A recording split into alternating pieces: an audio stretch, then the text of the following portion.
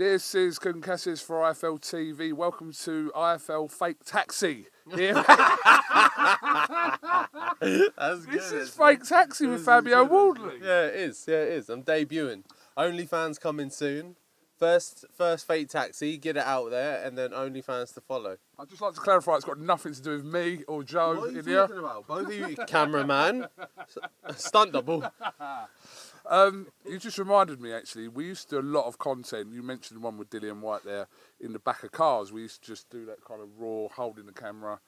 Yeah, it was. And then you got big time, and now look at you with your tripods and cameramen and all sorts, microphones and all sorts. You used to be rough and rugged, and now look at you. You got all the gear and still no idea. No idea. Correct. Right, Riyadh season media day here for October the 12th. This is around the corner. This is approaching very soon. You obviously are ready. Yeah, buzzing. Really ready, actually. Really ready. Feeling really good. Everything's gone really good this camp. I know everyone says that, and they're like, oh my god, I've had the best camp ever. Everything's gone really good. But actually, genuinely, everything's just clicking, firing. So, feel good. All right. Don't want to play a game of he said blah, blah, blah, but You go do it just anyway? we're going to do it anyway. Joe just interviewed Frazer. I think he referred to you as an arrogant prick. Oh no. Whatever will I do? Frazer Clarke thinks I'm arrogant. Who gives a shit? He did say there's absolutely no way that you're going to clean him out in 6 rounds. Absolutely no way. Absolutely no way. There's absolutely no way. Aside from the time he got knocked down in the last fight, but don't forget about that. Don't worry. There's absolutely no way that could happen again. What's he done? Done weights for his chin or something? No. He'll get sparked again. I don't know what the fuck he's on about. This is kind of not the fight that we never knew we needed, but when it was announced, we thought this is a great fight. After the fight, it was like, right, when the fuck's the rematch? You two guys have kind of built your own rivalry in the space of the last year, and for us fans, it's a win-win. Yeah, look, credit where credit's due. I've had some great fights anyways. Some big build-up fights like the Adelaide one and things like that, and the Gorman one was big as well. But also to have them kind of special, almost historic kind of fights, you need the right dance partner. And to be fair, Frazer has been that for me. No, absolutely, and this is much anticipated. It's happening on this Riyadh season card, and it's probably after Better Biv and Bivol the pick of the fights. Yeah, I think for especially UK fans, I think that's the one everyone's going, I'm watching the card. Not and no way is that to take away from the main event, because you know exactly what that is, how massive that is, how big that is. But aside from them, you pick the rest of the bill and you go, that's the one everyone's looking for. Yes, I agree. I spoke to you, probably about a month ago now. You said you're not leaving this up to the judges, so I'm assuming it's the same mentality 2 and a bit weeks out. Yeah, literally, same mentality. War mode all the way through. People think I'm going to do this, that, start being cutesy. No, there's no need. Because I believe a large portion of what I did in the first fight worked. Putting the pressure on him, fatigued him, landing them big right hands, hurt him, buzzed him. I just needed to follow up better, that's all. So, bell goes, tuck up, high guard, walk forward, land some bombs. Right, listen, I know you were on your way out, and I happened to catch you out, and then I've kind of done my normal, oh, Fabio, give us a minute. You're one of few that I'll say yes to. Especially for Fake Taxi. Fabio, just before I let you go, just a reflection on the weekend, a big night for the heavyweight division, a stunning win for Daniel Dubois, and a very disappointing night, obviously, for Anthony Joshua. Just your thoughts on that. Yeah, both of what you said. Look, Dubois put on a very good performance. He came out so fiery in game and just started throwing. I think AJ was a little bit pulled back by that. He was like, "Whoa, okay, hang on. I thought there might be a little bit of feeling out here, but clearly wasn't." Then obviously got caught with that right hand, and how he got back up was mental. But did and carried on through that. But you could see from that onwards, it did have a large effect, and it was hard for him to kind of regain any sort of control in the fight. But I think it's 6 of one, half a dozen of the other. I think Dubois put his game plan together very well.